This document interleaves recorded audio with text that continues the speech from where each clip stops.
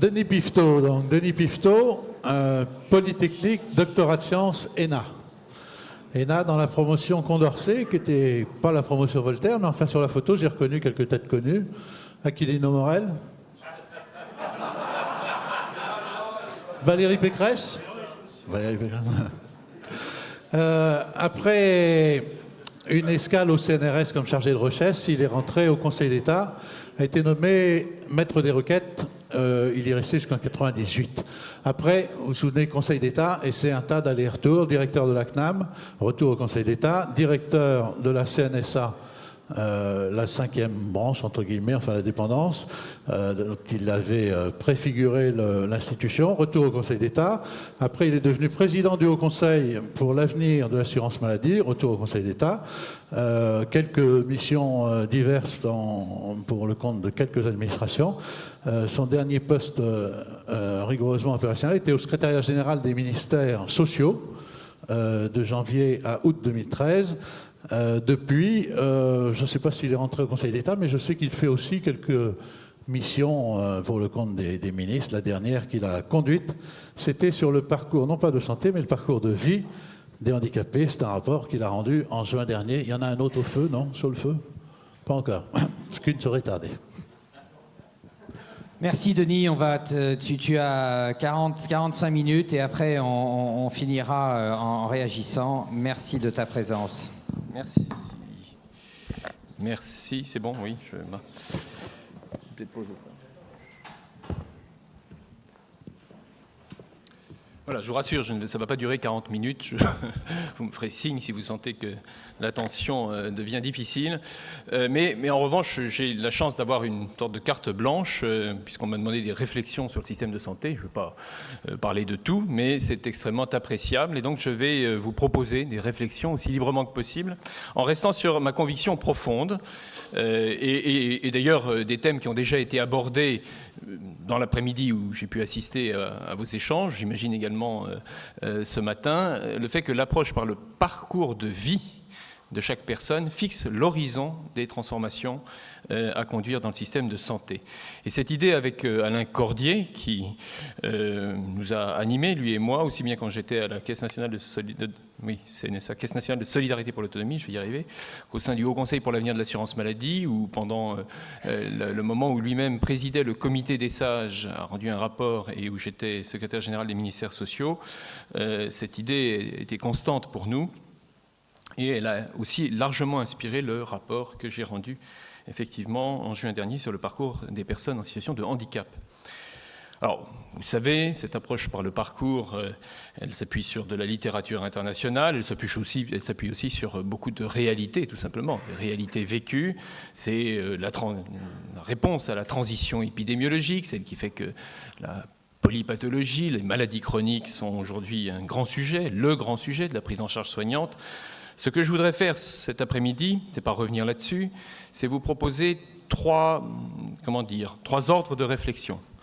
Premièrement, je voudrais qu'on revienne pour préciser ce qu'on entend par parcours, parce que ça devient maintenant un mot un peu passe-partout dans toutes les bouches. C'est pas inutile de se réinterroger sur ce qu'on entend par parcours.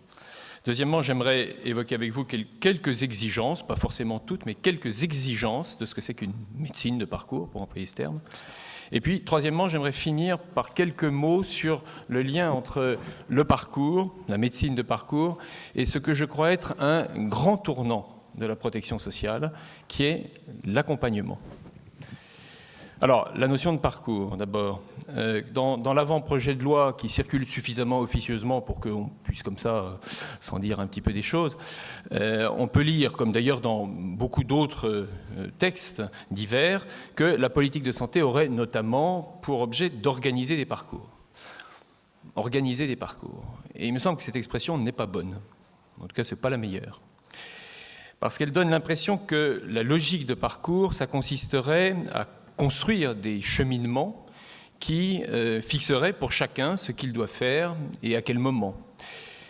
Et si on raisonne comme ça, on confond les protocoles et les parcours. Il y a bien sûr des épisodes de soins. Alors, le traitement, la prise en charge de l'AVC, c'est un exemple canonique, mais on pourrait en trouver bien d'autres. Il y a des épisodes des soins dans lesquels une stricte protocolisation de toutes les interventions soignantes est absolument nécessaire. Et il y a pour ça des référentiels de pratique où, donc référentiels de pratique pour des épisodes de soins aigus, ou plan de soins personnalisé s'il s'agit d'une prise en charge au long cours, qui va concerner 1 ou 2% des patients. Mais le fait que le protocole ou la protocolisation soit un élément possible, une modalité possible du parcours, ne veut pas dire que le parcours est réductible au protocole. Les parcours, ce n'est pas des objets à construire, pour la bonne raison qu'ils existent déjà. Je veux dire, chacun d'entre nous, en tant que personne qui se soigne et qui est soigné, a de fait, déjà un parcours, plus ou moins dense, le moins dense possible, j'espère, dans le système de soins. Mais est-ce que ces successions d'actes du parcours sont appréhendées, sont vues en surplomb dans leur continuité et dans leur discontinuité? Et qui peut les voir en surplomb? Sinon, nous-mêmes, en tant que patients, mais nous ne sommes pas, sauf à disposer d'un réseau particulier, en capacité de corriger ces discontinuités. Et on sait, surtout si on est confronté à une maladie chronique, que ce parcours de fait peut effectivement connaître des ruptures qui nuisent à l'efficacité médicale. Alors, on peut reprendre d'ailleurs toujours les mêmes exemples, hein. C'est quand même les vieux exemples qui sont les meilleurs. Qui d'entre vous n'est pas fréquemment appelé à intervenir pour aider un proche à obtenir une meilleure coordination de sa prise en charge? Qui d'entre vous n'a pas, pardon de cette vieille scie, mais elle est quand même quotidienne, regretté qu'un de ses patients puisse sortir de l'hôpital sans un mot sur la thérapie qui a été reçue et ce qui a été prescrit. Donc le parcours, c'est une autre manière de travailler. Ça consiste à ne plus additionner des actes, même très bien faits, mais faire en sorte que tous les progrès qu'on peut faire sur chacun de ces actes, les progrès formidables de la médecine, ne soient pas atténués, ne soient pas même neutralisés en termes de résultat final pour le patient, pour la santé du patient, simplement parce qu'un certain nombre de mécanismes de transmission des informations, de suivi thérapeutique, d'accompagnement social, d'alerte préventive n'auront pas été présents. Et donc, j'y reviens avec beaucoup d'insistance parce que c'est une approche biaisée dont on perçoit quelquefois à peine le biais, mais qui est à mon avis très importante à rectifier. L'enjeu du parcours, ce n'est pas d'organiser des parcours pour tel ou tel, c'est de changer de perspective pour tout le monde. Et je crois d'ailleurs qu'il faudrait pour ça dépasser l'expression de parcours de soins et même la formulation de parcours de santé, pour parler bien franchement de parcours de vie. Parce que employer ce terme, cette sémantique, ça permettrait de prendre conscience qu'il ne s'agit évidemment pas d'organiser des parcours de vie, mais seulement, et ça serait déjà beaucoup, de tenir compte du parcours de vie pour bien poser chaque geste de soin. Il y a des cas où on peut travailler correctement sur la base de paramètres strictement soignants. Mais il y en a aussi dans lesquels il est indispensable de tenir compte d'autres éléments de la vie, de l'entourage du patient, de ses projets. Je ne donne pas d'exemple, je pense que c'est un vécu quotidien pour beaucoup d'entre vous. Et c'est ça la médecine de parcours. Ça consiste à permettre à chacun d'inscrire son intervention, qu'elle soit d'ailleurs soignante ou sociale, de la manière la plus pertinente qui soit au regard de toute la chronique de soins et de vie de chaque patient. Et du coup, d'ailleurs, ça bouleverse en passant ce qu'on entend par la place de l'usager dans le système de soins, dans le système de santé. Parce qu'il ne s'agit plus simplement de garantir à chaque malade un droit à l'information, un droit à la décision. Ça, c'était la problématique de la loi de 2002. Je ne dis pas qu'elle est dépassée, mais il faut la conserver, mais il faut aller au-delà, parce que ce dont il s'agit, pour tous les soignants, pour tous les intervenants, c'est de disposer, eux, pour bien guider leur action à eux, de ce point de vue central et surplombant qui est celui de la personne soignée elle-même. Et donc, s'il fallait le dire d'une formule, il ne faut pas donner une place aux malades dans le système, comme s'il fallait qu'ils jouent des coudes pour s'y glisser. Il faut que chacun dans le système essaye de se mettre à sa place avec lui. Et pour le dire dans des termes moins imagés, pour que la compétence professionnelle que le médecin détient en propre puisse atteindre sa plus haute efficacité, il faut que ses décisions à lui, d'ailleurs ça vaut pour les décisions de toute la communauté soignante, soient pertinentes au regard de la réalité, d'une réalité que le malade est le seul à voir et à vivre quand il vit sa souffrance et qu'il vit sa maladie. Et donc c'est en ce sens qu'on peut parler, comme le fait d'ailleurs le rapport des sages, présidé par Alain Cordier, de la commission que Alain Cordier a présidée, de compétence du malade ou de co-conduite de la thérapeutique. Voilà pour le sens qu'il me semble devoir être donné à la notion de parcours. Alors, deuxième partie du propos, quelles conséquences, quel fil d'implication il faut tirer de cette approche du parcours. Si on prend au sérieux cette compréhension-là de ce que c'est qu'une médecine de parcours, ça emporte, je dirais, plus que des conséquences, d'ailleurs des exigences, au moins 5 exigences. La première exigence d'une médecine de parcours, c'est que la santé ne se ramène pas au seul ministère de la Santé. Banalité apparente, parce que chacun sait que voilà, il y a des tas de législations diverses, environnementales, industrielles, alimentaires et autres, qui ont des effets directs sur la santé. Mais ce n'est pas de ça dont je veux parler. Ce dont je veux parler, c'est autre chose. C'est une exigence de mise en cohérence opérationnelle des différents moyens et des différents modes de l'action publique. Parce que quand on adopte une approche de soins par le parcours, ça suppose que tous les environnements de vie, et prioritairement l'environnement scolaire pour un enfant, l'environnement professionnel pour un adulte, puissent être mobilisés. Soit au stade du dépistage ou du repérage de facteurs de risque, soit beaucoup plus fortement, beaucoup plus continuellement en cas de maladie chronique. Et donc c'est une exigence de liaison efficace entre toutes les actions qui se déploient dans ces différents milieux et la nécessité du coup d'avoir des messages et des financements qui soient coordonnés. Alors il y a une création toute récente d'un comité interministériel pour la santé, c'est en juin dernier, qui ne peut que saluer, parce que ça va évidemment dans le bon sens, mais on voit que ça n'est encore qu'un embryon de ce dont devrait pouvoir disposer la puissance publique. Je pense d'ailleurs qu'il faudrait réfléchir à une sorte de leadership sanitaire des ARS, je ne dis pas ça parce qu'il y a quelques directeurs d'ARS dans la salle, mais de leadership sanitaire sur les administrations qui sont extérieures à leurs propres services, en leur donnant autorité pour les faire travailler sur certains sujets d'organisation sanitaire. Et puis il faudrait aussi d'ailleurs peut-être s'attaquer d'abord à certains aspects de coordination intraministérielle, lorsque plusieurs bureaux du même ministère de la Santé suivent des questions presque identiques dans des directions différentes. Mais surtout insister sur le lien à construire entre les prises en charge sanitaires et les prises en charge et les accompagnements sociaux. Ce sont deux mondes qui, très largement, même quand ils se côtoient, ne se connaissent pas, et dont les acteurs, surtout, n'ont pas d'occasion systématique de se retrouver, d'élaborer ensemble les réponses conjointes qu'ils devraient être capables de proposer. Même si, je parlais de ce rapport récent sur le parcours de vie des personnes handicapées, j'ai pu observer dans ce champ-là, dans certaines régions, d'assez belles exceptions dont on aimerait qu'elles fassent école. Deuxième exigence d'une vision de parcours, c'est la nécessité de mieux structurer la coopération entre les différents métiers du soin. Et c'est là précisément toute la différence entre un parcours pensé comme un protocole destiné à certains malades et un parcours comme une autre manière de travailler pour tous les professionnels soignants. Je vais faire référence là au tout dernier avis du Haut Conseil pour l'avenir de l'assurance maladie, qui a donc été rendu bien après que j'ai cessé d'en être le président. C'est l'avis de juillet dernier sur les coopérations entre professionnels de santé. Et c'est intéressant parce qu'il décrit de manière très consensuelle entre les membres du HCAM, c'est l'abréviation que j'emploierai, il décrit de manière très consensuelle et de manière volontairement schématique deux façons d'envisager la coopération entre les professionnels de santé.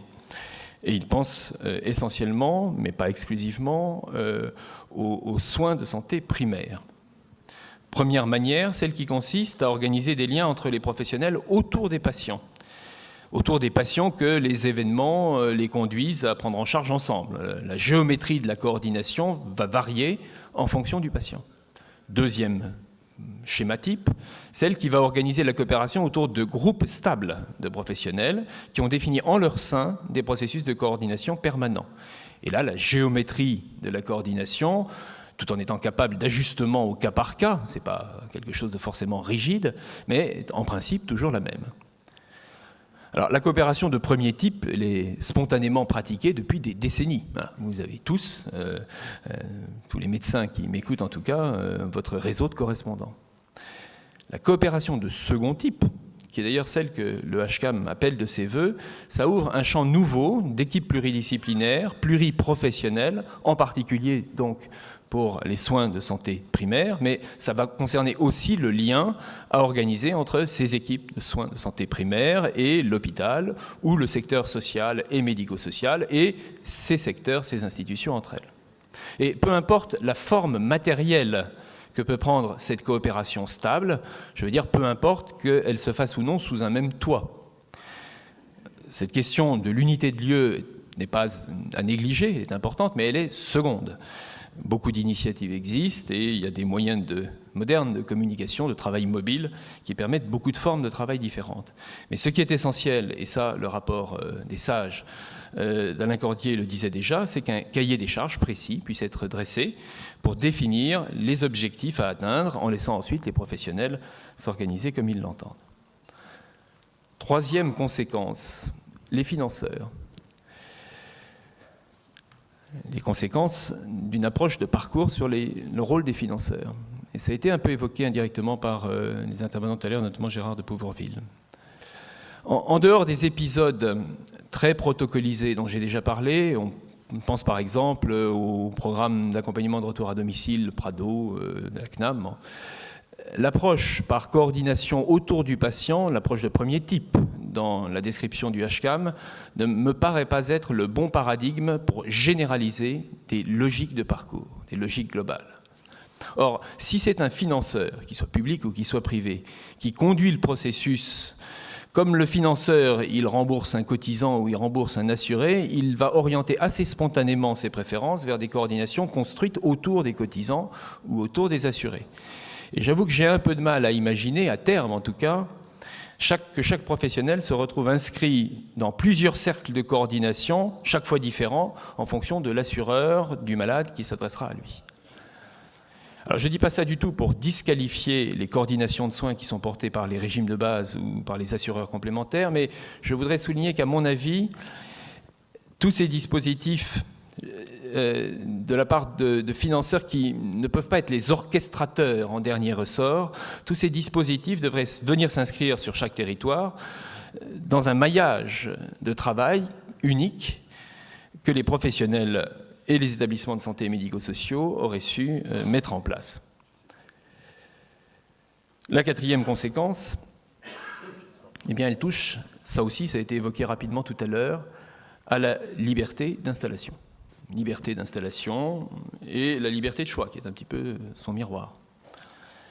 Je ne veux pas évoquer ici, même s'il mériterait des développements, le problème très aigu des déserts médicaux, la question de savoir s'il faut agir par l'incitation, autrement que par l'incitation. C'est une question, ça a été dit d'ailleurs, d'aménagement du territoire, qui a sa projection dans le champ de la santé.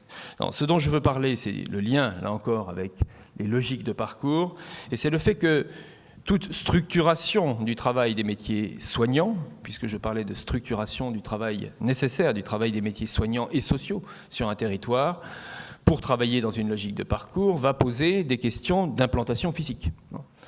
Et donc ça va conduire nécessairement à se demander si la puissance publique ne doit pas intervenir d'une manière ou d'une autre dans le choix d'implantation. Comme c'est déjà le cas pour les établissements de santé, pour les établissements sociaux, médico-sociaux, comme c'est déjà le cas pour les pharmacies. En clair, une approche de structuration territoriale induite par le parcours, par une logique de parcours, n'est pas nécessairement contradictoire avec la liberté d'installation ou avec la liberté de choix du praticien par le malade, mais elle vient inévitablement les percuter. Et je crois qu'il faut oser le dire, mais sans dramatiser. Et oser le dire sans dramatiser, ça veut dire, je crois, premièrement, de toujours revenir à l'objectif partagé qui est l'accès à des soins pour tous et à des soins de qualité. Et donc, que la vraie question, c'est comment est-ce qu'on peut aller vers cet objectif d'accès pour tous à des soins de qualité en respectant la liberté de choix et la liberté d'installation. En les respectant, ça veut dire en les respectant au maximum, parce qu'il est évident qu'aucune liberté, et là, c'est le juriste qui parle, même les libertés les plus sacrées, comme la liberté d'expression ou la liberté d'aller et venir, ne sont jamais des absolus. Deuxièmement, il faut rechercher des réponses concrètes à cette question. Concrète, ça veut dire à l'échelon local, régional, voire infrarégional, avec des outils qui soient aux mains des acteurs. La recherche du bon équilibre de contraintes et entre les contraintes et le respect de la liberté d'installation, c'est un élément d'une recherche partagée de l'organisation optimale du travail sur un territoire. L'accès aux soins, c'est une question fonctionnelle. Ça donne des souplesses. L'implantation géographique, ça ne fait pas tout l'accès aux soins, ça n'est qu'un élément parmi d'autres. Cinquième et dernière conséquence que je voulais évoquer devant vous, et elle n'est pas plus légère à traiter que les précédentes, mais il vaut mieux poser les questions quitte à ce qu'on n'ait pas la réponse définitive, c'est ce qui concerne les points sur lesquels les modes de rémunération et de tarification peuvent être des obstacles à une approche de parcours. Et quand je parle de rémunération et tarification, j'y englobe évidemment tout ce qui a trait au taux ou aux modalités de prise en charge. Bon, ce sont des questions qui peuvent devenir très techniques, donc je vais seulement vous livrer 2 convictions. La première conviction, c'est que l'expression, là encore, parfois utilisée de tarification au parcours, n'a, à mon avis, pas beaucoup de sens. Plus exactement, elle aurait du sens, elle signifierait quelque chose si on était capable, pour des épisodes de soins suffisamment standardisés, répétables, de fixer une rémunération globale. Mais ça présente, je ne dis pas que c'est impossible, mais ça présente d'assez grandes difficultés techniques pour fixer d'abord le périmètre de l'enveloppe, ce qu'on met dedans et ce qu'on n'y met pas, le montant, la répartition entre les intervenants.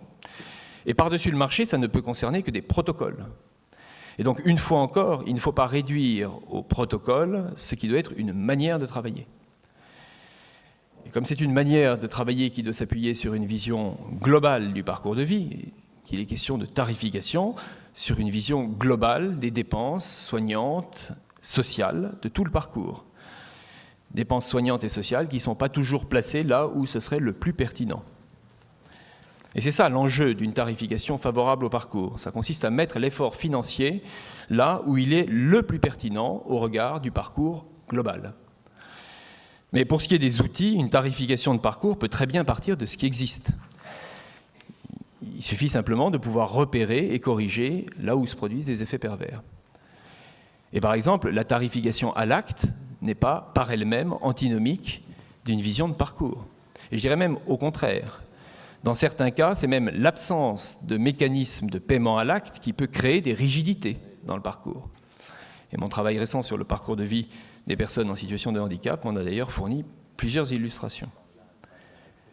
Mais alors, à l'inverse, il est clair que le tout à l'acte, comme l'est une tarification qui est exclusivement basée sur l'activité, ne va donner aucune garantie sur l'optimisation du coût total pour la collectivité. Je dirais même que ça donne la garantie du contraire, parce que ça incite le professionnel ou l'institution qui est payée exclusivement à l'activité à maximiser, Gérard de Pouvourville le disait tout à l'heure, sa production de soins sans considération de ce qui se passe avant et ce qui se passe après.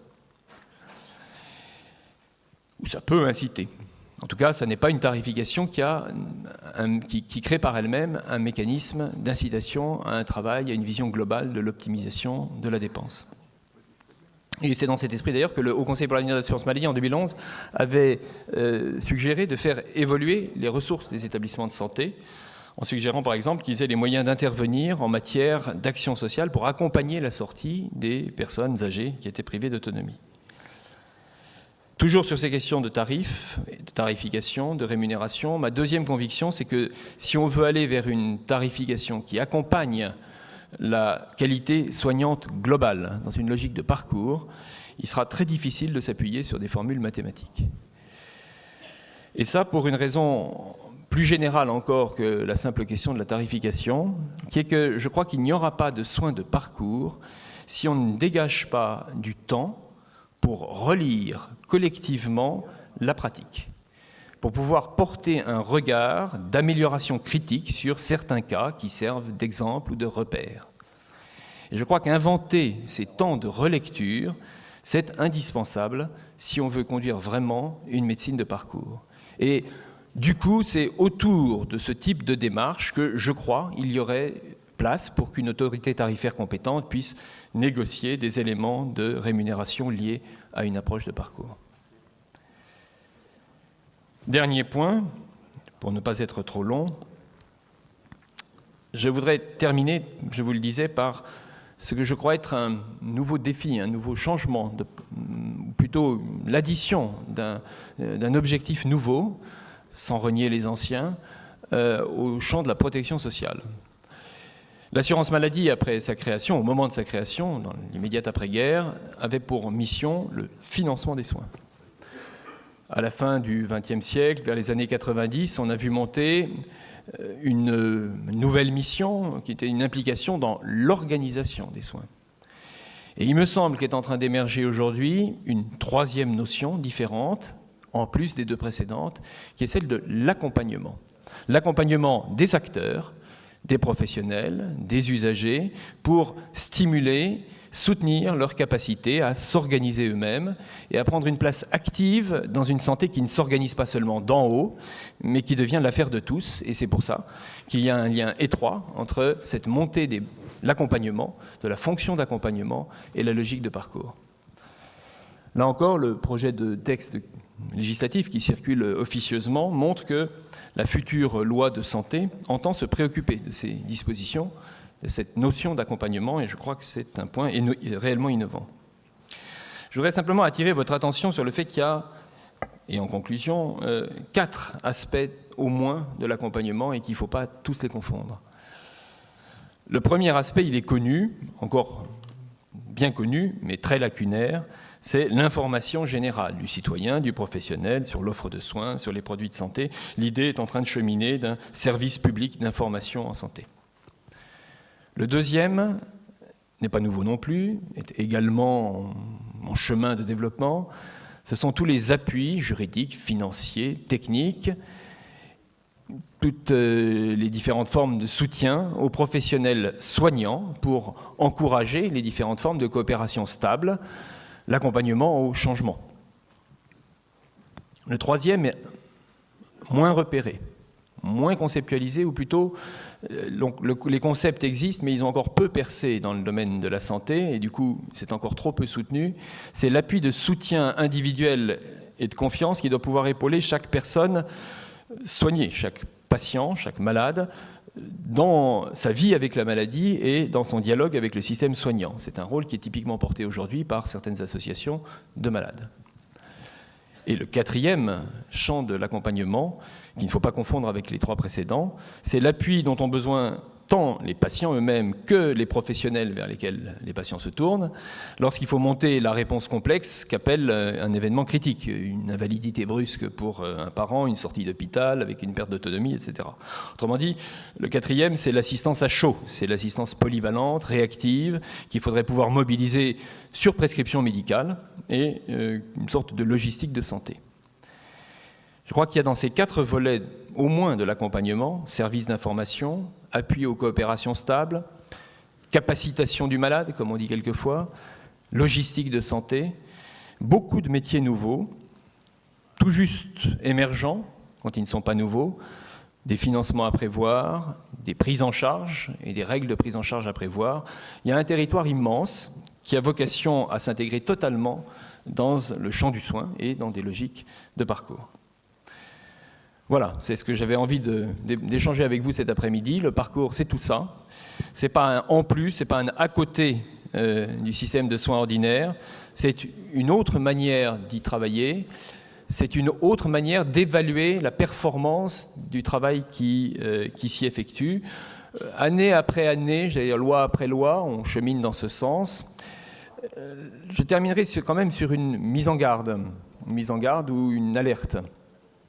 Parce qu'on peut être confiant fait que le chemin se dessine, mais à condition que l'allure ne fléchisse pas. Parce que mon inquiétude aujourd'hui, ce n'est pas l'adhésion aux idées. Je pense que même si quelques-unes des exigences dont j'ai parlé restent encore un peu sous la table, je pense que les concepts cheminent et sont partagés. En revanche, je ne suis pas sûr que le lien soit bien présent dans les esprits entre la contrainte économique et la nécessité d'opérer vite beaucoup de changements. Et je pense qu'un engagement vraiment résolu, vraiment manifeste et global dans une logique de parcours, c'est un enjeu de qualité des soins. Ce n'est pas seulement un enjeu de qualité des soins, c'est une urgence si on veut éviter qu'un certain nombre d'éléments fondamentaux du contrat social soient un jour balayés par une tempête sur nos comptes publics. Je vous remercie.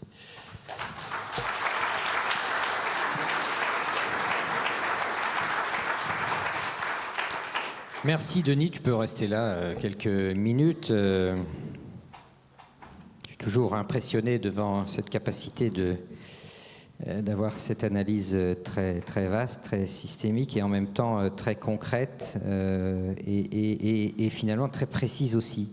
En t'écoutant, j'avais deux idées qui me venaient à l'esprit. Le premier, notamment quand tu as parler des dispositifs et des financements et des incitations, et pas seulement financiers d'ailleurs, je me dis c'est quand même assez proche de ce que la psychiatrie a voulu faire dans les années 60. Et quand on a besoin quelquefois de relire de bons textes, je vous incite tous à relire la circulaire du 15 mars 60, je crois, qui reste un modèle dans justement ce parcours. Et pourtant, la psychiatrie en France, on ne peut pas le nier, souffre d'un certain essoufflement. Alors je ne parle même pas d'un essoufflement, je vais dire, idéologique, un peu intellectuel, mais aussi d'un essoufflement de son modèle. Est-ce que c'est parce qu'on n'est pas allé au bout de la logique de la psychiatrie telle qu'elle était entendue dans les années 60, ou est-ce que c'est parce que il y a un besoin aussi régulièrement de changer de modèle, un peu comme tout à l'heure Gérard de Pouvourville disait, la tarification à l'activité, elle a apporté quand même beaucoup d'éléments positifs, mais on ne peut pas non plus s'inscrire dans des mécanismes éternels parce qu'ils comportent en eux leur propre vice ou leur propre mauvaise part. Ça, c'était la première remarque. La deuxième, le rapport dont Jean-Paul a parlé et dont Denis est l'auteur et l'animateur, il s'appelle « Zéro sans solution ». C'était un titre un peu curieux quand vous le lisez la première fois. La lecture du rapport est extrêmement...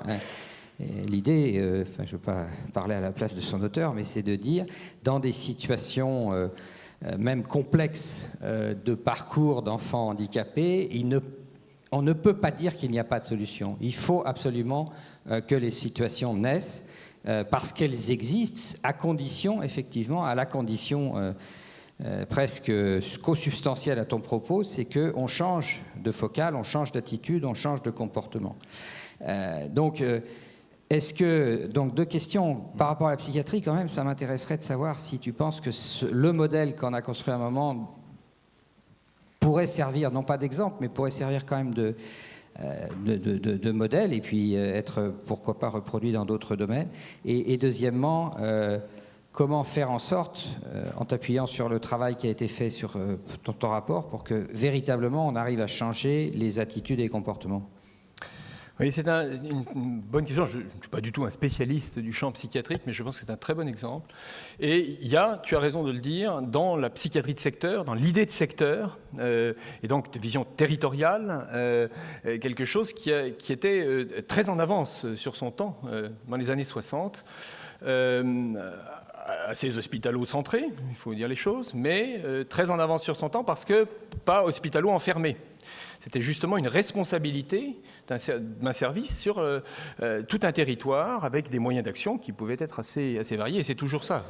Mais je pense que ce qui se passe aujourd'hui parmi les tensions qui agitent le monde psychiatrique, et il y en a beaucoup, hein, je ne peux pas résumer tout en peu de temps, il y a la nécessité pour la psychiatrie non seulement de prendre en charge les cas qui relèvent réellement et exclusivement d'elle, mais aussi d'aider, j'allais dire, pour employer des choses dans des termes très, très ordinaires, aider les autres à porter plus lourd.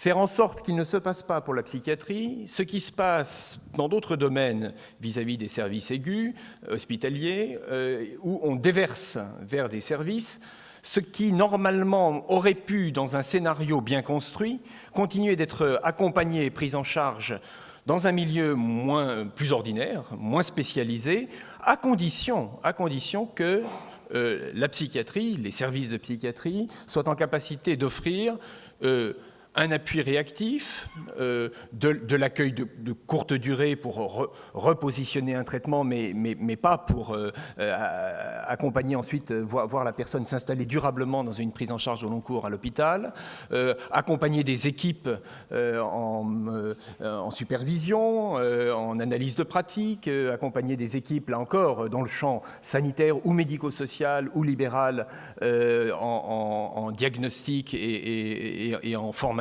Bref, une capacité pour la psychiatrie à sortir de son univers des cas les plus lourds et qui ne dépendent que d'elle, pour apporter une compétence psychiatrique au service d'autres intervenants soignants ou voire sociaux. Et on est donc typiquement dans cette logique du cœur versus... alors, je ne sais plus qui c'était, toi ou Claude Darcourt, qui citait le rapport d'Alain Cordier, là encore, qui disait l'hôpital doit être un cœur qui bat, qui pompe, qui aspire, qui refoule. Il était très discret parce que la suite de la citation, en tout cas à l'époque où on en parlait avec Alain Cordier, c'est un cœur mais pas un ventre, quoi, hein. C'est pas la logique du ventre qui se prend tout ce qui rentre par le tube digestif, c'est la logique du cœur qui sait aussi aspirer, refouler et qui est dans une espèce de dynamique où ça ne reste pas longtemps, quoi. Mais ça ne reste pas longtemps, mais ça peut revenir souvent. C'est pas... Bah. Et donc, on a la même chose, je crois, dans le champ psychiatrique, et c'est là encore des logiques de parcours. C'est-à-dire que si on veut travailler en parcours, ça veut dire être capable d'avoir une offre en équipe pluridisciplinaire de soins psychiatriques, avec pas simplement des psychiatres, mais bien sûr des infirmiers psychiatriques, des psychologues, des éducateurs spécialisés, donc un travail pluridisciplinaire et un travail mobile, des équipes mobiles capables de se porter à l'extérieur et une offre diversifiée, pas simplement de la prise en charge, mais aussi, je me répète, de la formation, de l'accompagnement. Et je crois que ça, ce virage qu'on pourrait attendre de la psychiatrie, il est très symptomatique de ce que signifie introduire une logique de parcours dans un système soignant. Et je vais faire le lien tout de suite, et pour ne pas être long, avec la logique du rapport dit zéro sans solution, et avec ce titre volontairement pas habituel pour un rapport administratif, en disant au moins ceux qui ne lisent pas le rapport retiendront le titre. Bon. Le problème, c'est que certains ont retenu zéro solution. Alors ça, non. J'ai vu passer ça. Non. Zéro sans solution, c'est intéressant d'ailleurs, parce que ça veut dire que les ruptures de parcours dans le champ, là encore, je vais dire les choses de manière un peu schématique, mais elles sont quand même vraies comme ça, dans le champ des personnes âgées, qui est un champ que, dans des vies antérieures, j'ai eu l'occasion de côtoyer, le mauvais parcours, en général, c'est beaucoup de fois la même chose, et surmédication, et des allers-retours entre l'hôpital, la maison de retraite, l'hôpital, le domicile. Enfin, c'est plutôt un excès désordonné de soins qu'un manque de soins. Mais la rupture de parcours, ça peut aussi être le manque. Et alors c'est intéressant parce que la perte d'autonomie du grand âge, ça fait plutôt un trop de soins. Dans la perte d'autonomie dite du handicap, avec les troubles envahissants du développement, les comportements problèmes, ça fait plutôt un trou. Hein. Il y a des cas où les ruptures de parcours, c'est des vraies ruptures. Bon. Et là, ce n'est pas une question d'optimisation financière, simplement qu'il y a des gens qui se retrouvent sans rien. Et l'idée est toujours la même, c'est-à-dire on doit pouvoir mobiliser les ressources de manière modulaire. Si on cherche une place pour enfants autistes dans la Sarthe, il n'y a pas d'IME pour autistes dans la Sarthe, mais il y a des IME et il y a de la pédopsychiatrie. Alors qu'est-ce qu'on fait? Et est-ce qu'on est capable, peut-être d'ailleurs pas simplement à titre transitoire, peut-être que la cible, c'est bien de trouver, de créer une place d'IME pour enfants autistes. Bon. Mais en attendant, on ne reste pas à ne rien faire sous prétexte qu'on a des places formatées et une incapacité de répondre de manière modulaire aux besoins. Ça encore, c'est la logique de parcours. Voilà. C'est pour ça que vraiment qu'il faut casser l'idée que le parcours, c'est un protocole où on va commencer à vous dire par où vous rentrez, qu'est-ce que vous avez à faire, Dans certains cas, ça peut être ça, dans les cas qui l'exigent. Mais ce n'est qu'une modalité. La logique de parcours, c'est complètement autre chose. Attends, je vais faire escale là, chez le président. Merci. Oui, je vais prendre appui sur votre point numéro 4 le point numéro 4 de votre exposé. Vous avez parlé donc au niveau de l'installation des médecins ou des professionnels de santé, donc une espèce de régulation à l'installation. Vous n'avez pas parlé d'ailleurs de régulation par conventionnement sélectif, mais par installation donc différenciée. Simplement pour dire, est-ce qu'on peut faire tout ça? Est-ce que tout votre exposé est cohérent sans une vraie évaluation des besoins? Car depuis les années 94 et la mise en place des URML, j'ai une grande frustration sur ce sujet-là, parce que initialement, après la loi Telade, on avait été mis en place pour faire deux choses, l'évaluation des besoins et l'évaluation des pratiques. Autant en matière d'évaluation des pratiques, on sait ce qu'il en est devenu, autant en matière d'évaluation des besoins, on n'a pas réussi, et parce que c'est extrêmement difficile à modéliser. Et là, au niveau des territoires, faire quelque chose de pertinent me semble complètement obligatoire pour décliner tout ce que vous avez exposé. Sinon, on reste dans l'aménagement du passé sans vision du futur. Oui, peut-être d'ailleurs aurais-je dû employer le terme parce que je me retrouve volontiers dans l'idée que si à mon sens cette question de la bonne articulation entre contrainte ou régulation de l'installation et qualité de l'accès aux soins et disponibilité d'un service. Parce qu'on voit bien que si on veut que le service soit équitablement disponible partout, il va y avoir des frottements. On ne peut pas encore dire lesquels, peut-être d'ailleurs pas forcément conflictuels et créant des interdictions absolues, mais enfin, il va y avoir des frottements avec la question de l'installation. Si, à mon sens, ça ne peut pas se traiter par des grands principes nationaux, c'est précisément, et que ça doit s'examiner territoire par territoire, avec des outils aux mains des acteurs et dans une logique de service. L'objectif, ça n'est pas le libre choix de son médecin, ça n'est pas la libre installation, ça c'est des droits, c'est des libertés fondamentales, c'est très important. Mais ce n'est pas des objectifs. L'objectif, c'est ensemble de garantir un accès à des soins de qualité sur un territoire. Et si c'est sur un territoire, c'est en grande partie pour la raison que vous venez de dire. C'est que garantir un accès à des soins de qualité, ça part d'une analyse de besoins, ça part d'un inventaire des besoins, et ça ne se fait pas d'en haut. Autant la pratique, des référentiels de pratique n'ont aucune raison d'être différents d'un endroit à l'autre, c'est la mise en œuvre qui doit être territorialisée, autant l'analyse des besoins, elle est évidemment territorialisée. Mais pour aller un peu plus loin sur cette analyse territoriale, c'est que je crois qu'il y a en plus un aller-retour à trouver entre l'analyse des besoins et les réponses. C'est-à-dire qu'il n'y a pas une étape, on analyse les besoins, puis on se pose, puis on pose les réponses, et puis les gens rentrent dans les cases des réponses, enfin, ou d'une carte qu'on aurait fixée.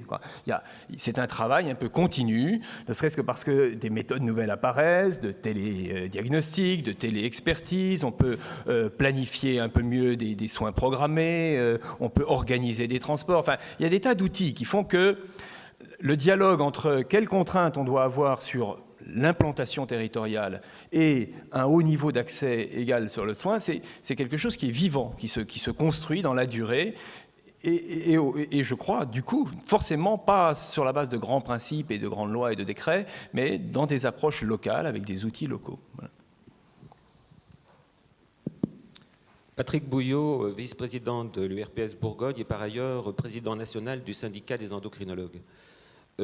J'ai beaucoup apprécié votre vision claire, je dirais, de l'avenir, du futur, l'avenir du système de santé, qui m'a semblé une vision très éclairante. Et je dois dire que je partage assez beaucoup de vos options. Je voudrais revenir sur la nécessité que vous avez évoquée dans votre propos de structurer la coopération des métiers du soin et donc de la coordination, de la coopération au niveau des équipes pluriprofessionnelles. Et dans votre propos, vous avez parlé des acteurs de premier recours, vous avez parlé de l'hôpital, mais vous n'avez pas parlé des spécialités cliniques de proximité, c'est-à-dire en fait les spécialistes libéraux.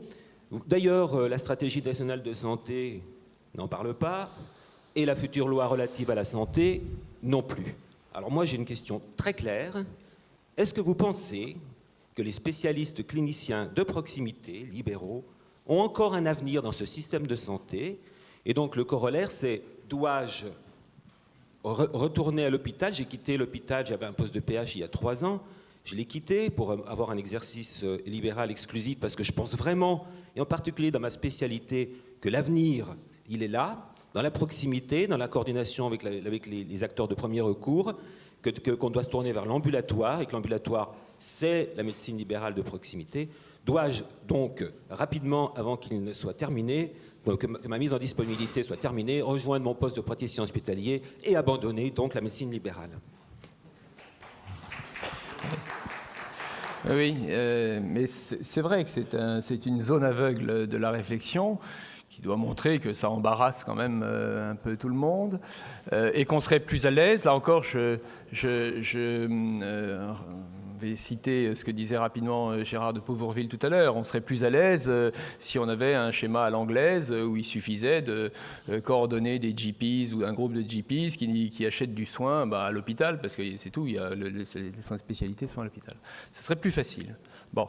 Alors, ces précautions prises ou ce rappel, pour vous dire qu'effectivement, c'est pas douteux que le système français, tel qu'il est, et on part de ce qui existe, obéit à une géométrie originale par rapport à d'autres systèmes qui ont pu plus rapidement, du coup, parce qu'ils étaient plus structurés sur des catégories moins nombreuses, se structurer en coordination.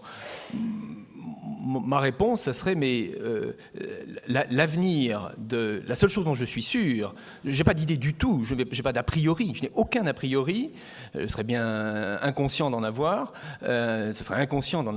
sur l'avenir de la médecine libérale de spécialité.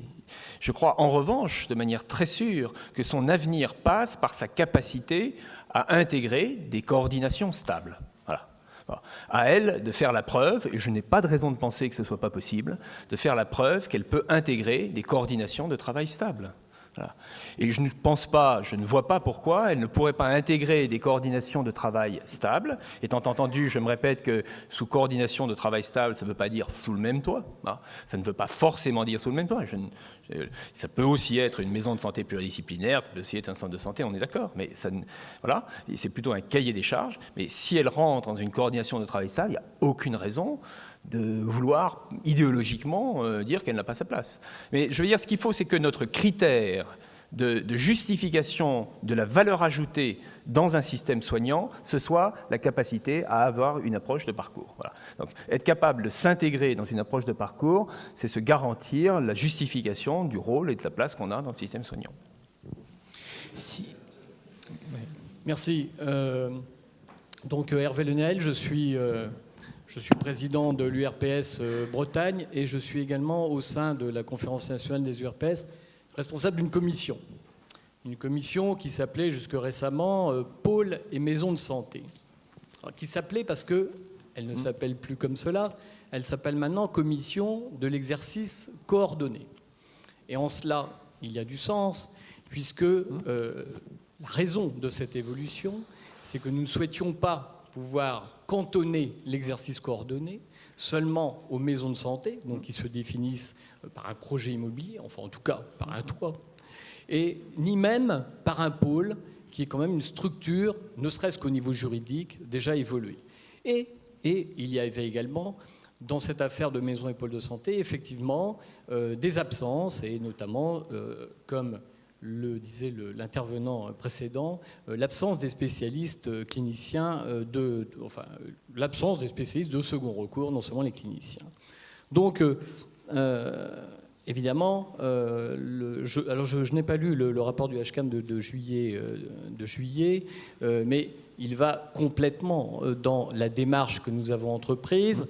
Et sur le terrain, alors nous, dans la région, nous avons éprouvé le besoin de créer avec d'ailleurs les autres URPS, c'est-à-dire les infirmiers, les kinés, les pharmaciens, ce que nous avons appelé des groupes pour l'exercice coordonné, qui suppose bien qu'il s'agit bel et bien de groupes stables ayant défini des protocoles de collaboration qui ne sont pas nécessairement qui n'englobent pas forcément l'ensemble de leur activité, mais qui peuvent intéresser des parties de parcours des patients. C'est-à-dire que ça peut avoir sur une population, sur une thématique particulière, ça peut être la prise en charge des parcours de personnes âgées, ça peut être seulement, par exemple, sur les nécessités de chirurgie ambulatoire, eh bien, on va créer des protocoles qui vont concerner un épisode ou une population. Et donc, voilà, on a souhaité étendre le concept et partir sur ce principe d'équipe pluriprofessionnelle, pluridisciplinaire, et surtout d'insister sur ces liens avec son environnement, l'hôpital, le médico-social, le social. Et donc, quand même, arrive assez rapidement la problématique du partage de l'information, qui paraît être le premier mouvement nécessaire, et donc, éventuellement, du système d'information. Deuxième mouvement nécessaire, c'est le changement. Alors le changement des patients, on en a parlé, mais nous, évidemment, ce qui nous intéresse, c'est de répondre aux besoins des professionnels, et c'est le changement des professionnels. Et en allant sur le terrain, parce que nous avons fait beaucoup de réunions de terrain dans la région, mais aussi dans d'autres régions l'ont fait, on se rend bien compte qu'une des difficultés premières, c'est l'accompagnement des professionnels sur le terrain à ce changement. Et c'est quelque chose qui n'est pas évident. C'est-à-dire que, il est facile de comprendre que nous sommes placés dans une culture de fonctionnement du médecin libéral qui, ma foi, jusqu'ici a donné souvent satisfaction à ces différents acteurs. Et là, on leur propose quelque chose, on va changer quelque chose, c'est nouveau. Donc, on a un fort besoin d'accompagnement.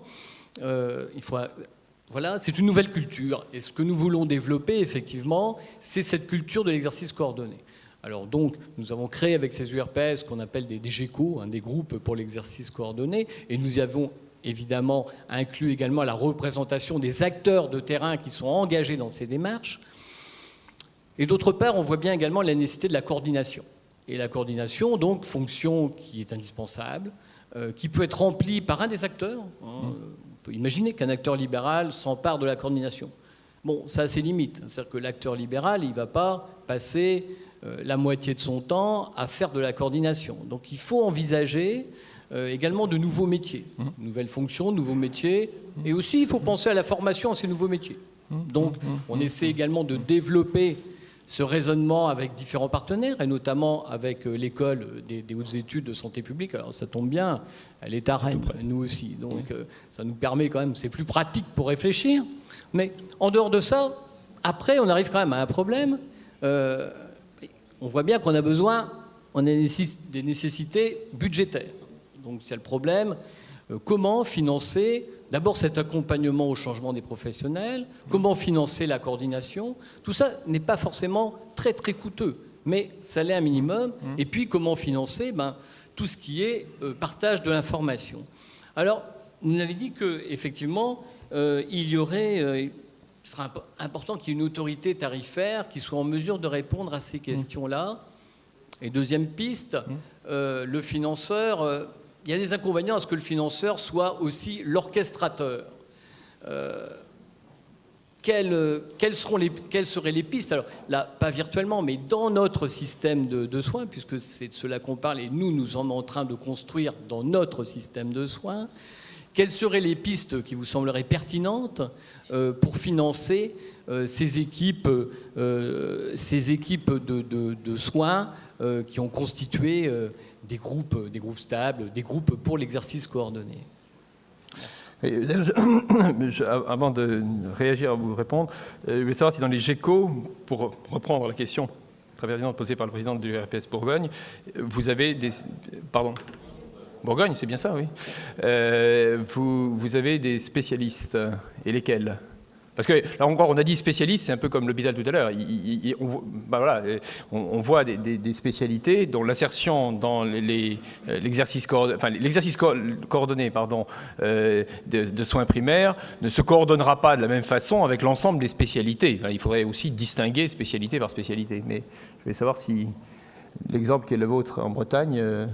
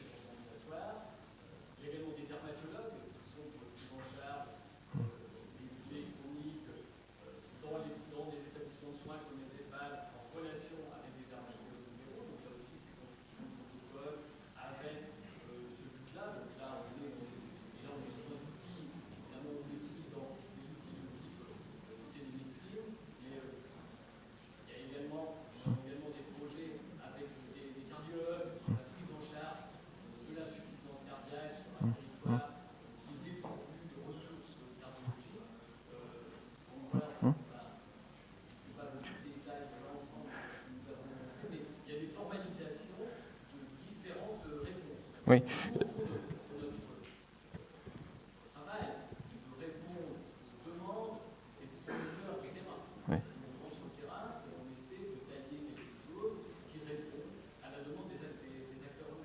Oui.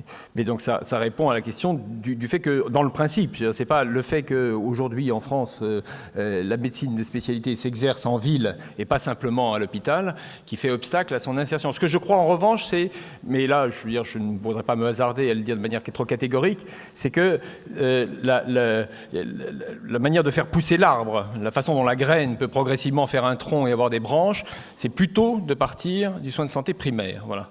Et c'est autour d'une structuration protocolisé d'un travail de soins de santé primaire que viennent s'agréger, là encore, par des protocoles stables, des spécialités. Je pense, mais je dis je pense, je ne sais pas du tout une théorie.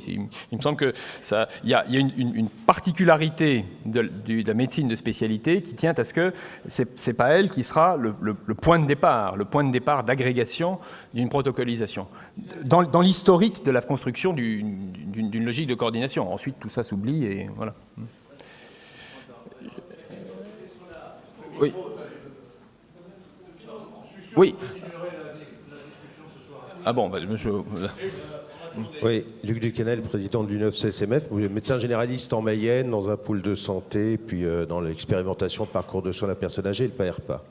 Je crois que globalement, parcours de soins, parcours de santé, parcours de vie, c'est un peu une révolution culturelle pour pas mal de médecins qui sont dans cette salle. Et ça se transforme presque, d'ailleurs, au travers de la question d'Hervé, en question existentielle. Parce que quelque part, on est en train de se demander, on le voit au travers de ce prototype qui se met en place dans certaines régions, donc le PARPA, la façon dont il se met en place, et on est en train de se demander, nous, mais quels prérequis on doit remplir pour pouvoir occuper notre place, en dehors des 5 à 10% de professionnels de santé qui sont engagés, eux, dans des regroupements professionnels. Et ça fait partie, quelque part, des freins avec d'autres qui fait qu'aujourd'hui, en tant que responsable syndical, si on se dit on doit engager la profession, est-ce que globalement, il y a assez de lisibilité pour y aller? Est-ce qu'on ne va pas non plus, est-ce qu'on n'emmène pas les gens droit dans le mur? Or, les freins, pour nous, c'est, en effet, ça ne fait pas partie de notre culture aujourd'hui. Donc, si on doit partir vers des réorganisations professionnelles, est-ce qu'il vraiment il y a un modèle unique et s'il n'y a pas d'autres modèles? Les besoins d'ingénierie, on voit aujourd'hui, ça a été évoqué ce matin et hier dans la rencontre URPS-ARS, qu'il y a des disparités énormes entre les 26 régions, avec des ingénieries qui sont proposées aux professionnels par certaines ARS, mais on a l'impression que les ARS n'échangent pas entre elles et qu'on ne reproduit pas les mêmes aides dans les mêmes accompagnements dans les autres régions. L'absence d'outils. Vous avez parlé de parcours. Parcours, ça veut déjà dire communiquer. Alors déjà entre nous, c'est vrai qu'on peut peut-être faire mieux, mais aussi communiquer avec l'hôpital, avec le médico-social. Attendez, aujourd'hui, le DMP, c'est 0, ça fait 10 ans. Messagerie de santé sécurisée, c'est rien. Aucune ergonomie au niveau de le logiciel métier, c'est-à-dire qu'aujourd'hui, on communique avec des post-it. Je pousse un peu le bouchon, mais pour exagérer. Mais c'est-à-dire qu'aujourd'hui, est-ce qu'il y a une volonté politique? On s'aperçoit globalement, on ne nous donne pas les outils pour ce parcours. Puis dernière question, bon, quand on va vers des innovations aussi importantes, je me dis, c'est comme des entreprises, je veux dire, quand on a de tels projets, globalement, il faut avoir la capacité à investir. Je vais vous dire franchement, bon, on est en train de négocier actuellement avec l'assurance maladie, juste dans ce sens-là. L'exercice coordonné, les regroupements de professionnels, ça fait quand même 2 mois qu'on demande le montant de l'enveloppe. On a vu qu'éventuellement, elle n'était pas importante, en sachant que je pense que les moyens financiers, c'est sûrement pas suffisant. Après ça, il faut que ce soit structurant, c'est-à-dire que ça peut être mal utilisé, mais je ne suis pas sûr qu'on puisse investir, innover sans investissement. Et quand on apprend hier qu'en raison d'un déficit budgétaire important, le premier poste auquel on pense pour faire des économies, c'est celui de la protection sociale, de la santé, je vous dis, c'est pas forcément facile d'engager une profession et de leur dire, écoutez, voilà la ligne directrice, et puis allez-y, c'est lisible et tout. Je trouve qu'il y a quand même beaucoup de clignotants, alors on va pas dire qu'ils sont au rouge, parce qu'au rouge, on s'arrête. Mais globalement, qui sont à l'orange aujourd'hui. Oui.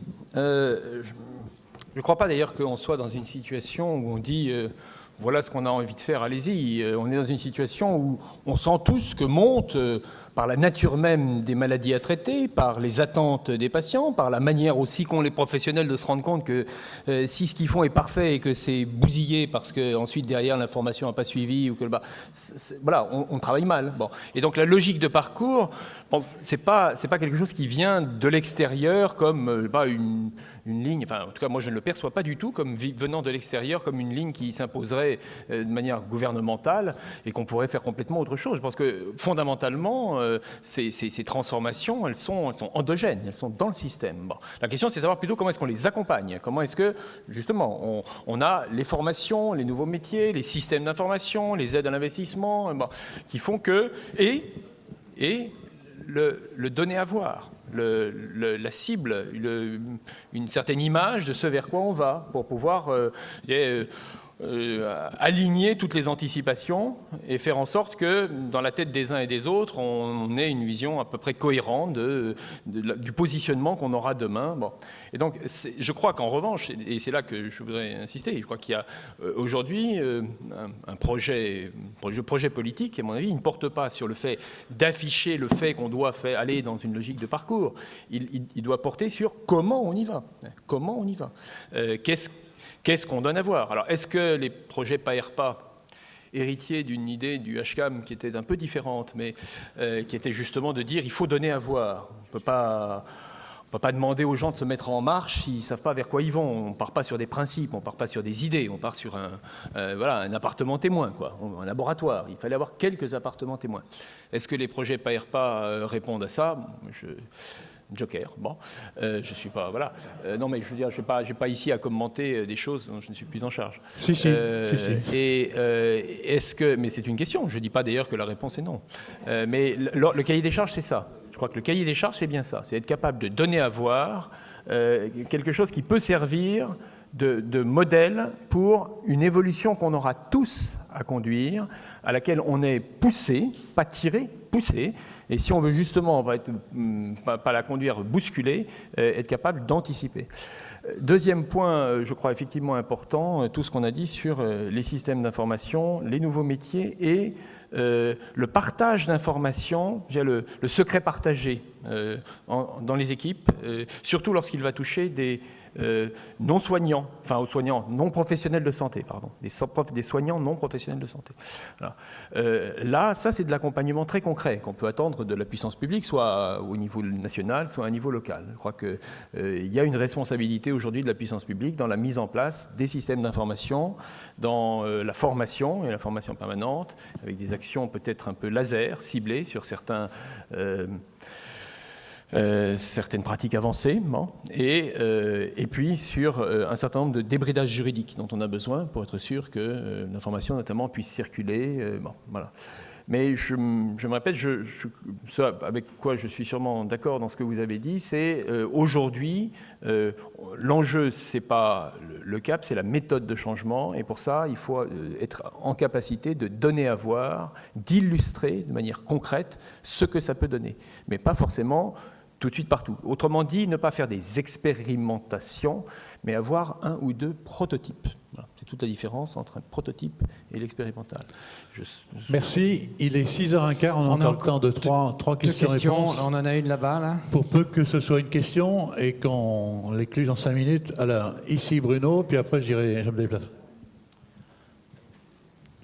J'ai écouté votre Bruno Silberman, Île-de-France.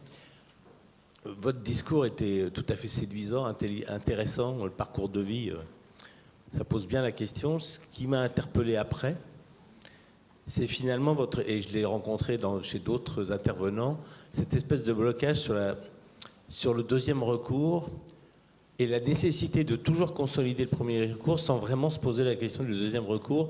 Vous avez dit, il faudrait que le deuxième recours nous démontre qu'effectivement, dans ce parcours de vie, ils sont capables de s'organiser. Et vous n'avez pas dit plutôt, il est important de dire qu'il faut que le deuxième parcours s'organise aussi, parce que pour ce parcours de vie que vous avez décrit, il y a besoin du premier et du deuxième recours. Vous avez laissé une espèce d'interrogation qui fait que toute une partie des professionnels qui sont là ont l'impression que tout ce qui est en train de se passer, eh bien finalement, les gens qui réfléchissent c'est pas encore leur sujet, ou même c'est pas un sujet, parce que finalement, il y a plusieurs modèles, et ça peut être pareil. Et nous qui devons aider à la conduite du changement, parce qu'on est bien dans la conduite du changement, quand on ne parle pas d'un corps, ça va être compliqué de les amener à réfléchir sur le fait qu'effectivement, l'exercice du deuxième recours doit s'intégrer dans le parcours de vie et qu'on ne se mobilise pas pour se coordonner si par ailleurs, on ne parle pas de vous. Or, c'est pour ça que je vous relance la question. Est-ce que ça n'est pas le moment de dire que justement, vous n'attendez pas qu'on vous démontre qu'on est capable de s'organiser, mais qu'il est tout aussi important que dans le modèle français, ce deuxième recours intervienne dans cette coordination et dans ce parcours de vie. Ce n'est pas une question pour demain, mais c'est une question pour aujourd'hui. Oui, mais j'ai pas du tout de... Enfin, il n'y a pas de blocage. Hein. Je dis simplement qu'aujourd'hui, je constate comme vous que c'est un point de silence, mais je n'interprète pas ce point de silence comme signifiant il n'y a pas de place pour. C'est pas ça. C'est que, en revanche, ma conviction, je ne suis pas dans le secret des décideurs et je ne suis pas là pour sonder leurs pensées, mais la conviction que j'exprime pour ma part, c'est que la question de savoir si on a une place ou si on n'a pas une place, elle ne se pose pas a priori, mais ça vaut aussi bien pour les auxiliaires médicaux que pour les psychologues ou les professions sociales, les éducateurs spécialisés. Enfin, très souvent, il m'est arrivé, notamment lorsque je travaillais sur le parcours de vie des personnes en situation de handicap, d'avoir pas du tout des médecins spécialistes, mais d'autres professions en disant alors on ne parle pas de nous, est-ce que ça veut dire qu'on n'a pas de place? La question n'est pas est-ce qu'on a évidemment une place. La question c'est pour que cette place soit une vraie place et pas simplement le fait d'être installé quelque part et d'avoir une tarification. La place demain se déterminera par rapport à une capacité à s'intégrer dans des protocoles de travail stables. Voilà, c'est ça la question. Alors, est-ce que la médecine de spécialité aurait parce qu'elle s'exerce dans un cadre libéral, une difficulté intrinsèque à s'intégrer dans un protocole de travail stable? Je ne vois absolument pas pourquoi. Voilà. Est-ce qu'il faut qu'une puissance publique le dise pour qu'elle se mette en marche? Ça, alors, dites-le.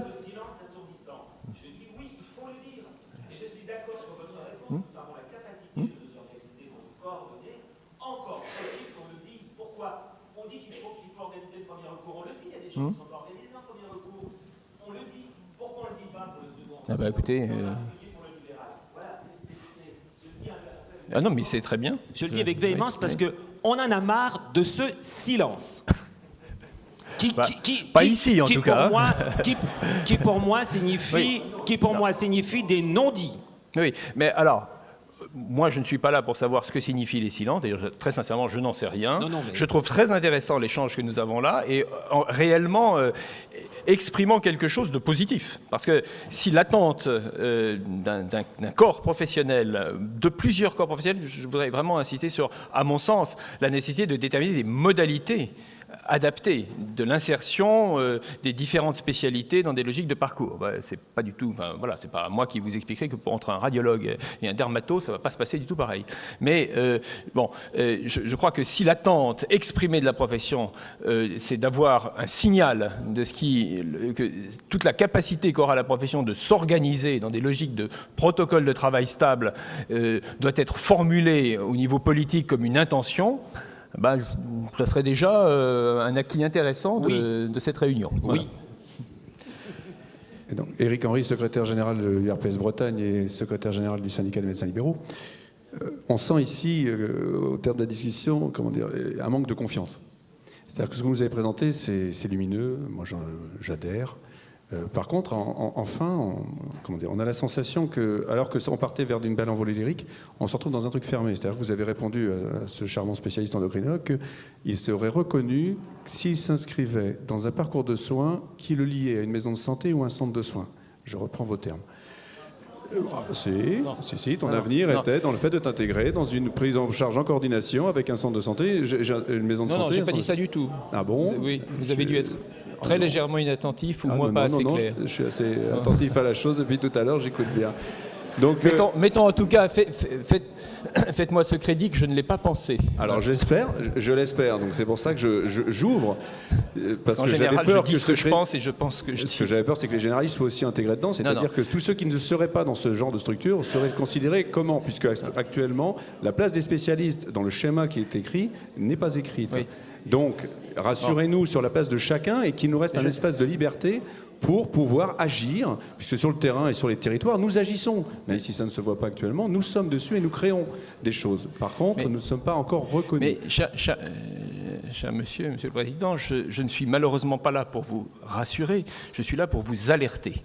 Moi, je ne suis plus en fonction, je suis professeur associé à l'Université de Nanterre, et c'est pas ce que je vais pouvoir dire pour vous rassurer ce soir qui pourra avoir le moindre poids sur les décisions gouvernementales. Donc moi, ce soir, je suis là pour vous dire, je suis convaincu, je n'ai aucune raison de penser, enfin je peux le dire de manière différente, multiples manières différentes, je n'ai aucune raison de penser, ce n'est génétiquement pas dans la notion même de parcours tel que je vous l'ai décrit, impossible enfin, c'est logique qu'une médecine libérale de spécialité trouve sa place dans un mode d'exercice et une manière de travailler en parcours. Ça, je pense que je l'ai exprimé assez clairement. Il n'y a aucune raison.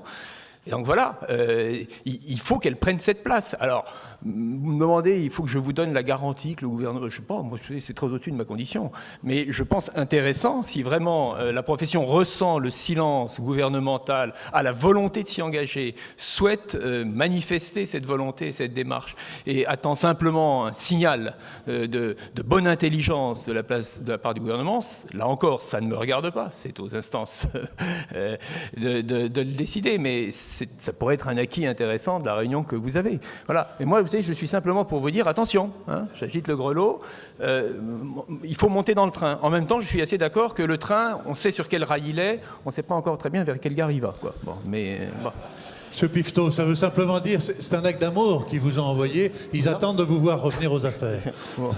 Merci, merci encore une fois Didier.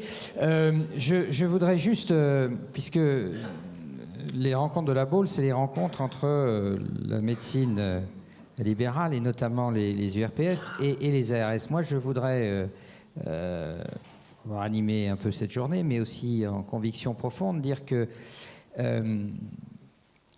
c'est vrai que le système sera peut-être plus... marchera mieux si chacun trouve sa place, mais il y a eu des choses très importantes de dites ce matin par notre ami le sociologue, par toi... Denis à l'instant, et par d'autres, il faut savoir aussi un peu se mettre à la place des autres. Donc, vous ne pouvez pas attendre à la fois qu'une reconnaissance qui est de l'ordre, c'est vrai, à la fois du politique et du psychologique, et en même temps, un travail très concret sur ce que appelle Denis de ses voeux et qui est sans doute l'exigence de demain. Ce que je veux dire très concrètement, c'est qu'on ne peut pas... Une reconnaissance telle que vous... Il y a deux choses dans ce que vous demandez. Il y a de l'ordre du politique. Et ça, il y a deux types de réponses. Il y a la réponse nationale, et ça, elle ne nous appartient pas. Oui, mais je suis désolé, on a un gouvernement qui a été élu démocratiquement et qui a ou des réponses ou des non-réponses, il faut faire avec. Ou alors on change de gouvernement. J'ai pas le sentiment, mais peut-être, mais j'ai pas le sentiment... Non, mais j'ai pas le sentiment non plus, avec un peu de bouteille... que là, je vais te dire très franchement, que la réponse soit très différente vis-à-vis de vous, que ce soit un gouvernement de gauche ou un gouvernement de droite. Bon, ok. Deuxièmement, il y a le niveau opérationnel. Et le niveau opérationnel de ce que vous demandez s'appuie sur la réalité des choses. Et on ne peut pas traiter de la même manière la reconnaissance du deuxième recours pour parler des endocrinologues dont vous êtes et pour parler des radiologues dont Bruno est et les radiologues qui aujourd'hui...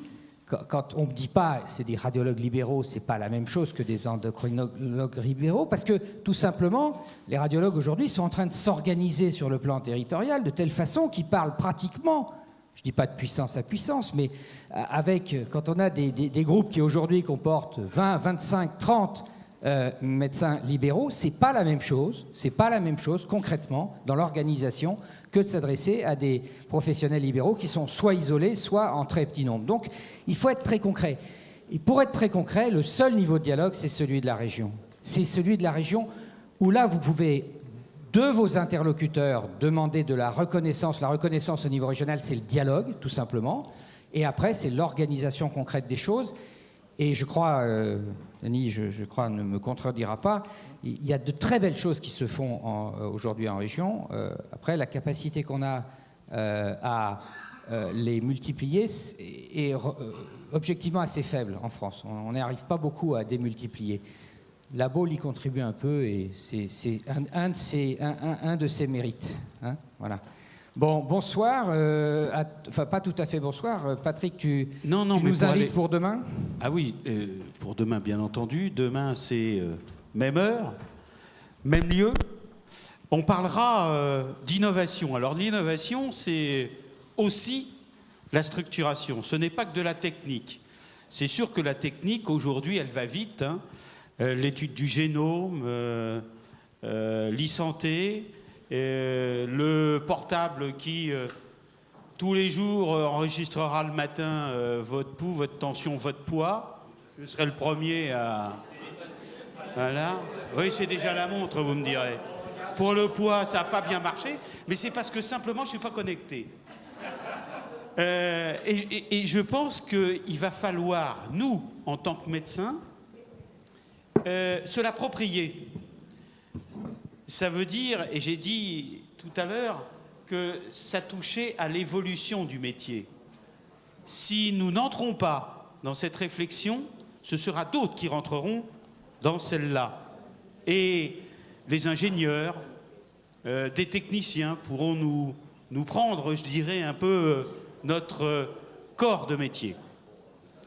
Donc on essaiera de parler un peu de tout ça demain. Et puis, je crois que tout ça, faut essayer maintenant de se l'approprier. Alors, en ce qui concerne le deuxième recours, c'est un vrai problème. Parce que l'année dernière, déjà, je vous le rappelle, mon introduction avait été faite sur ce sujet. Et Pierre-Louis Bras m'avait dit, après, « Ah ben, je viens de découvrir le problème. » Donc, aujourd'hui, et avec une autre casquette que je prends, j'essaie de faire comprendre aussi à nos tutelles qu'il y a le deuxième recours. Parce qu'aujourd'hui, dans le soin, parce que ce qui nous structure quand même, nous, en tant que médecins, aujourd'hui, pour pouvoir avancer, c'est quand même le soin. C'est notre raison première. Eh bien, on a besoin. Et les médecins généralistes et les spécialistes, c'est le maillon fort du système.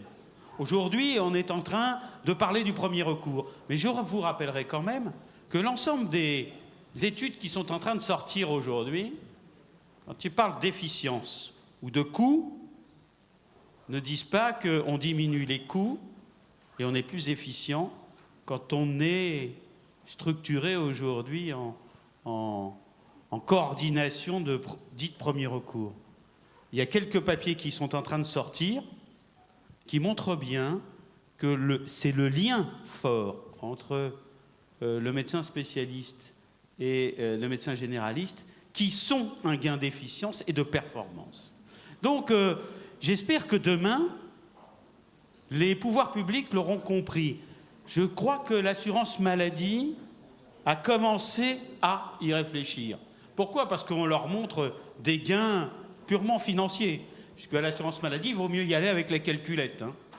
Et avec la calculette, l'assurance maladie, et savoir combien on peut éventuellement gagner. Hospitalisation évitable, hospitalisation non justifiée. Et puis, au ministère, aussi, ils arrivent à commencer à comprendre cette réflexion et de se dire qu'on peut faire rentrer l'ensemble des acteurs, parce qu'aujourd'hui, il faut faire rentrer l'ensemble des acteurs et ne pas en oublier un sur le bord du chemin. Et il semblerait, c'est marrant, ça fait déjà 2 ans que ce qui sort de ces journées, c'est qu'on est en train d'oublier un des acteurs structurants de la prise en charge, au moins en ce qui concerne le soin.